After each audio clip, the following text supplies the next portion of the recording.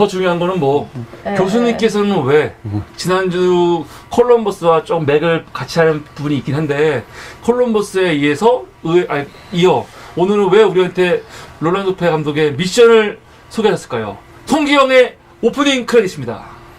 네, 제가 이제 이 영화를 같이 보자고 이야기한 것은 이게 이제 아무래도 그 1492년에 콜럼버스가 아메리카 대륙을 발견했지 않았을까. 이제 그때 근데 그 눈치 빠른 사람들은 알았다는 거죠. 왜냐면 그때 이제 유럽에서 해상무역으로 제일 강국이 네덜란드도 영국도 아니고 베네치아였습니다. 베네치아가 지중해 상권을 잡고 진짜요? 있었어요. 예. 그 도시가요? 베네치아가. 베네치아가 네. 도시가 제국이었죠. 네. 그 옆에 저 아드리아의 건너에 땅도 많이 갖고 있었고, 근데 15세기 말에는 세계에서 가장 강력한 그 해상 제국이 베네치아였습니다. 베네치아인데 베네치아가 어떻게 했냐면 이제 그 우리가 지금 대사라는 제도, 네. 외국에 그 대사 주는 제도의 그 시초도 베네치아에서 시작됐어요. 베네치아에서 각국에 자기네 사절을 파견해 놓았습니다. 근데 그 사절들이 네. 대사 일도 하지만 스파이 역할도 했었어요. 네. 그래가지고 그 콜럼버스가 아메리카 대륙을 발견했다는 소식을 베네치아에서 제일 먼저 캐치해냈어요.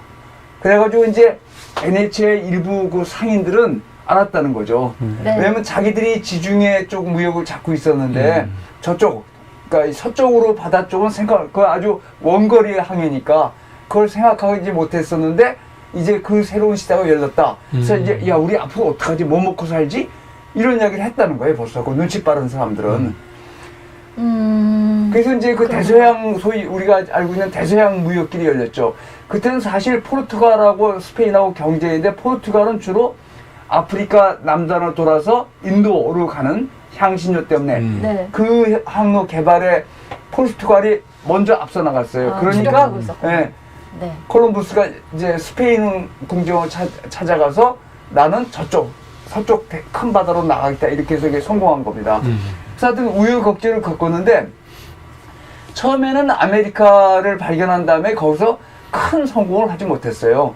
왜냐면 가장 중요한 이제 대부분의 사람들이 돈을 보고 간 거니까. 네. 그런데 이제 차차 모험가들이 등장하기 시작합니다. 그래서 그 사람들을 콩키사토르라고 부르죠. 정복자들.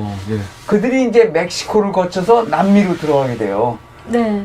그러면서 은광이 발견되고 이러면서 이제 정말 금광을 16세기 1500년대 한 7, 80년 후에 남미의 저 볼리비아에서 대규모 은광이 발견됩니다. 그러면서 이제 그 전부터 이 새로운 새로운 부나 모험을 따라 다니는 사람들 그리고 선교사들이 남미로 많이 건너갔습니다.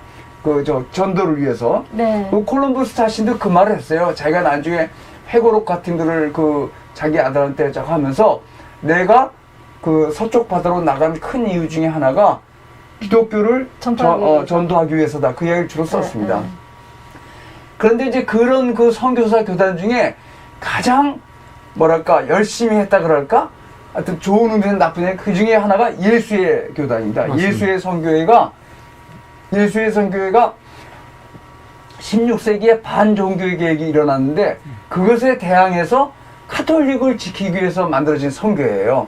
근데 그들이 교육에 하여튼 정말 열심히 해서 우리나라에서는 서강대학교가 미국 예수회가 만든 대학입니다. 네. 그러니까 예수회가 다른 공간을 차치하고 이 선교화랑 교육에는 세계 역사에 큰 발자취를 남겼고 청나라 때도 그 많은 예수의 신부들이 중국으로 넘어가서 중국 황제가 아주 감복을 했다는 거죠. 그래서 예수의 선교를 허용하고 막 그랬었습니다. 그래서 이제 그 예수의 가장 그 핵심 멤버들이 남미를 가서 선교를 했는데 그 중에 이제 아무래도 선교를 하다 보면 여러 가지 문제에 부딪히죠. 왜냐면 이 스페인이나 포르투갈 사람들이 주로 남미를 두고 경쟁했는데 그들은 인디언들을 사람으로 보지 않았거든요. 우리 지난번에 원숭이로 봤습니다. 원숭이로. 아이고. 원숭이로 봤어요. 그래가지고 잡아다가 노예로 부리거나 농장을 건설해서 되게 노예로 삼고 은광에서 그 광산하면 그 광산에 들어가면 막장인데 그런 데서 아주 가혹한 노동을 시켰어요. 그리고 네. 뭐 철저하게 그 노예제도 그거 가지고 스페인은 이제 공식적으로 노예제도를 부인했는데 포르투갈은 또 노예제도를 해서 그런 갈등이 끊이지 않았습니다. 그런데 이제 그 중에 한 문제가 18세기 중반에 과라니족이라고 오늘 이야기하는 그 과라니 폭포 위에 사는 사람들인데 포르투갈과 스페인하고 제일 처음에 남미 대륙 가서 영지 분쟁이 끊이지 않으니까 중재를 했어요, 나중에. 그래서 마드리드 조약이가 무슨 조약에서 나누기로 했습니다, 남미 땅을. 네. 근데 그 경계가 이 과라니 과라니 지역에 쪽, 저거였어요. 과라니 지역의 역투인데 거기에 예수의 선교사가 들어가 있던 건 사실입니다. 네. 네. 근데 이제 그 당시 18세기 중반에 유럽 대륙에서는 예수의 배척 움직임이 굉장히 강했어요. 예수가 그 뭐 프랑스면 프랑스, 이탈리아면 이탈리아, 그 다음에 스페인이면 스페인에서 활동을 하는데 거기에 왕국의 그 스페인 왕국이나 프랑스 왕국의 왕의 명령을 따르지 않고 예수의 본산이 있는 로마의 명령만 따라요. 교황의 명령도 다 듣지 않고 그러니까 그 자국 정부 프랑스나 스페인에서 예수를 아주 고칫거리로 여기고 있었어요. 그래가지고 네네. 18세기 후반에 많은 나라에서 예수를 추방합니다. 왜냐면 예수애들이 쟤들이 교육이나 이런 거를 하는 건 좋은데 그 자국 그러니까 프랑스면 프랑스 땅, 스페인은 스페인 땅의 그 왕의 명령을 따르지 않고 예수는 그 예수의 최고 책임자를 총사령관이라고 불러요. 굉장히 전투적인 조직입니다. 전쟁을 한다는 소리가 아니라 정말 종교적인 열정으로 뭉쳐서 교육과 선도 사업에 헌신하는데 그러다 보니까 자기네 그것만 따르지 그 국가의 법을 안 지키고 이래서 18세기 후반에 많은 유럽 나라에서 스페인, 프랑스 이런 나라에서 예수회가 추방됩니다. 이 영화가 그런 맥락에서 시작된 거예요. 역사적으로 많이 다른데 주로 예수의 예수의 그 신부들이 활동하던 남미의 과라니 지역 영토를 스페인하고 포르투갈이 나눠 먹으려고 그럴 때 미리 들어가 있던 예수의 신부들이 이제 그거를 반대한 거예요. 왜냐면 그 자기들이 선교 활동을 하면 그 사람들은 자기들은 인간으로 대접하는데 그 콘키스타도르들은 노예를 갖다 부리니까. 그래서 이제 네. 그 카톨릭 교회에서는 예수의 본산지에서는 자기들이 그 선교의 활동을 지지했다가는 본국에서 쫓겨날 염려이 있으니까 네, 그러니까 그거를 방치합니다. 그건 역사적 사실이 맞아요. 방치해서 결국 그 과라니족 영토를 가지고 과라니족하고 스페인 포르투갈 연합군하고 전투가 벌어집니다. 그래서 뭐 결과는 예상하겠지만 오늘 우리 본 곳은 약간 많이 가밀하고 과라니족은 몇천 명이 죽고 스페인 포르투갈 군에서는 10명도 죽질 않아요. 왜냐면 대포랑 총으로 무장하고 싸우니까 게임이 안 되죠. 그래서 이제 이 영화는 우선 그 좀 비판을 받기도 했습니다. 왜냐면 그 과라니족이 처음에 예수의 선교에 굉장히 강력하게 저항했고 나중에 스페인 포르투갈의 연합군에 대항할 때도 자기들이 주도적으로 그 전투를 벌였지 물론 참패했지만 예수의 신부들이 나서서 도와준 건 아닙니다. 그러니까 여기 이제 예수의 신부들이 그 전투를 조직한 거라는데 그런 천만의 말씀에서 그런 비판을 받은 건 사실이에요. 이게 지나치게 그 예수의 신부들을 미화했다. 맞아요. 이런 건 사실이지만 또 거꾸로 보면 이런 그 인디안 학살은 뭐 세계 역사에 너무너무 많은데 그런 백인의 역할을 부각하지 않은 영화를 누가 보겠습니까?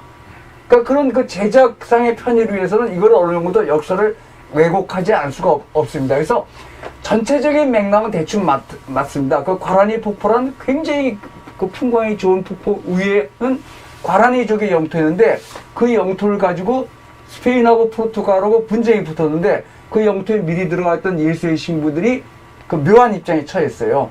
그래가지고 그 정확한 이야기는 나왔지만 그래도 예수의 신부들 몇 명이 남아서 과라니족에 남아있어서 나중에 학살됐다는 거죠. 그건 사실입니다.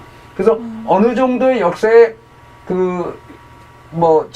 기반하고 있지만 지나치게 예수의 신부들의 걸 거기에 뭐 지상낙원을 건설했다니 이런 걸 너무 미화했다 이런 비판을 받기도 했는데 거꾸로 보면 이게 지금 보시면 알겠지만 제작비가 장난이 아니거든요. 거기 들어가서 저 대위원을 하면 정말 거의 1,000억 가까이 돈을 썼을 텐데 그거를 그런 스토리 같지 않고는 만들 수 없고 인디안 학살을 이것처럼 생생하게 보여주는 그 영화도 그렇게 많지 않죠.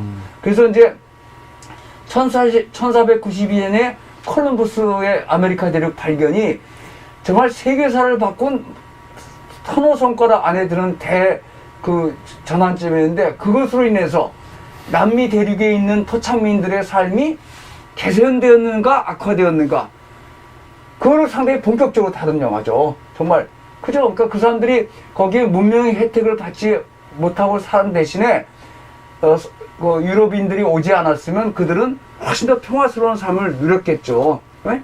거꾸로 유럽인들의 입장에서는 정말 일확천금을 얻고 그 남미 땅을 차지하고 이랬으니까. 그래서 그런 면에서 굉장히 한계가 많고 지나치게 예수의 신부들을 미화했다는 비판을 받음에도 불구하고 인디안 토착민들에 대한 그 서양인들의 그 학살을 이렇게 생생하게 보여준 영화는 드뭅니다. 그래서 잘 만들었어요, 영화를. 잘 만들었습니다. 근데 이런 영화는 흥행에서는 별로 성공하지 못했습니다. 왜냐면 사람들이 이런 영화 안 좋아하죠. 그죠? 왜냐면 나치 독일을 미군이 때려부시는 영화나 인디언들을 미군 기병대가 토벌하는 이런 이야기를 좋아하지, 이거는 기분이 나쁘단 말이죠. 그러니까 아무래도 세계 영화 시장이 미국이나 유럽에 편중되어 있으니까. 근데 우리나라는 상당히 성공했습니다. 그래서 전체 세계적으로 상업적으로 그렇게 성공하지 못했는데, 콜럼버스의 아메리카 대륙 발견 이후에 한 250년 후에 남미의 토착민들이 어떤 취급을 받았는가. 이 정도 그린 건 양반이다. 사실 그 남미의 많은 그 토착민들이 은광산에서 일했는데, 그 은광산에서 수은을 써서 일하기 때문에 생명이 거의 단축돼서 뭐 엄청나게 죽어갔어요. 그래서 유럽인들의 남미 정복에 따라서 최소한 1000만 가까운 토착민들이 죽었다고 좀 평가를 하죠. 그리고 그 상황이 지금도 여전히. 그 다음에 어떻게 하냐.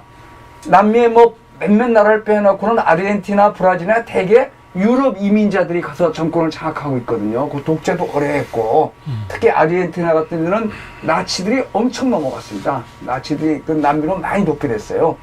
그래서 나중에 그 정권도 유지하고 뭐 그런데 많이 기여하고 별의별 짓을 다 했는데, 하여튼 그런 면에서 이 영화는 이 자본의 논리에 따르기 때문에 이렇게 대규모로 영화를 제작해서 어쨌든 그 역사에 지나치게 예수의 신부들을 미화했다는 비판을 받음에도 불구하고 남미에서 벌어진 인디안 학살을 정말 감동적으로 보여주면서, 특히 멋진 그 풍경이나 또 이제 어떤 그 허구를 집어넣었죠. 그 로드리고 멘도사라는 용병 그 노예 상인이 그렇게 해서 이렇게 했다 이렇게 했는데, 하여튼 영화사에서 볼 때 이 영화는 인디안 학살을 상당히 생생하게 보여주고, 콜럼버스의 발견이 토착민한테 준 효과에 대해서 우리가 한 번 더 생각해 볼 수 있는 기회를 준다는 점에서 저는 굉장히 영화사에 꼭 남아야 될 작품이라고 생각합니다. 그래서 제가 이 영화를 추천했습니다.